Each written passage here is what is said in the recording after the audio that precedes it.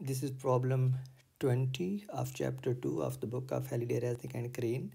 And the statement of the problem is, while thinking of Isaac Newton, a person standing on a bridge overlooking a highway inadvertently drops an apple over the railing just as the front end of the truck passes directly below the railing.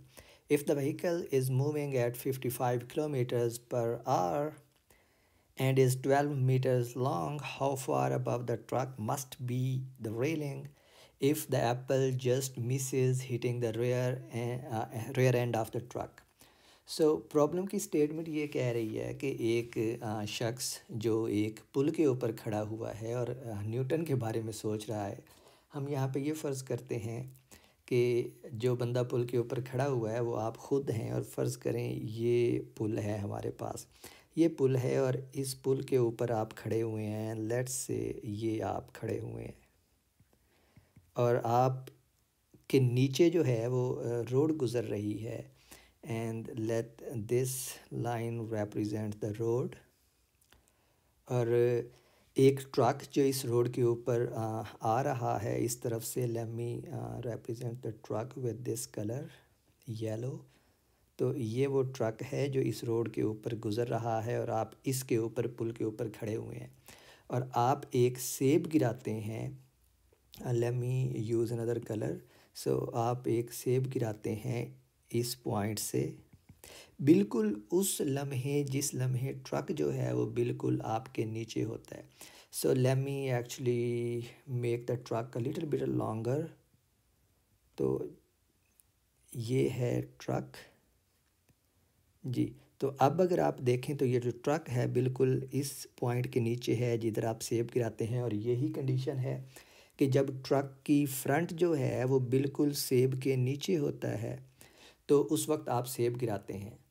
लेकिन होता क्या है कि जो truck है, चूँकि ये forward direction में जा रहा है, तो ट्रक आगे जब गुज़र जाता है इस तरह, ये ट्रक की दूसरी लोकेशन है, तो बिल्कुल उस लम्हे जो सेब है वो मिस करता है ट्रक को, यानी उसको टकराता नहीं है उससे। तो सेब जो है वो जस्ट मिस करता है ट्रक से टकराने के। तो सवाल ये है कि आपने ये बताना है कि आप कितनी हाइट के ऊपर खड़े हुए हैं। And it's very interesting problem. अगर आप इसके ऊपर थोड़ा सा गौर करें तो आपको समझ आ जाएगी कि हमने क्या चीज़ फाइंड करनी है। ट्रक जो है, चूँकि वो यूनिफॉर्म स्पीड से मूव कर रहा है, तो हम ट्रक की इक्वेशन लिख सकते हैं मोशन की, और इसी तरह हम इस सेब के गिरने की इक्वेशन ऑफ मोशन लिख सकते हैं।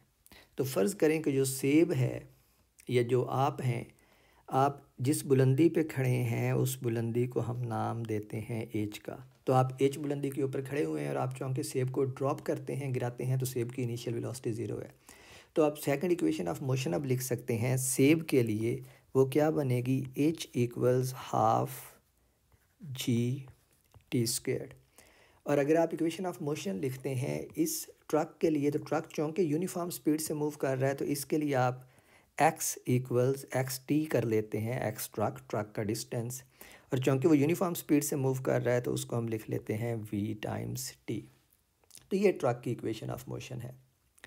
और अब आप देखें कि आपके पास जो एक्स टी है ये वाला, ये ट्रक की लंबाई है, और v जो है ये ट्रक की यूनिफॉर्म स्पीड है, जो दोनों दी हुई हैं। और अगर आप दोनों इक्वेशन में देखें तो हमें h चाहिए। तो एक क्वांटिटी ऐसी है जो हमारे पास मौजूद नहीं है, और वो टाइम है। और अगर हम थोड़ा सा गौर करें तो हम कंडीशन ये लगा रहे हैं कि जितना टाइम ये सेब इस जगह से इधर आने में लेता है, बिल्कुल उतने ही टाइम में ट्रक जो है वो उसके नीचे से निकल जाता है। विच मीन्स कि हम जो टाइम है दोनों कंडीशंस में वो सेम ले रहे हैं। दूसरे अल्फाज में ये वाला टाइम और ये वाला टाइम जो है ये दोनों बराबर होने चाहिए।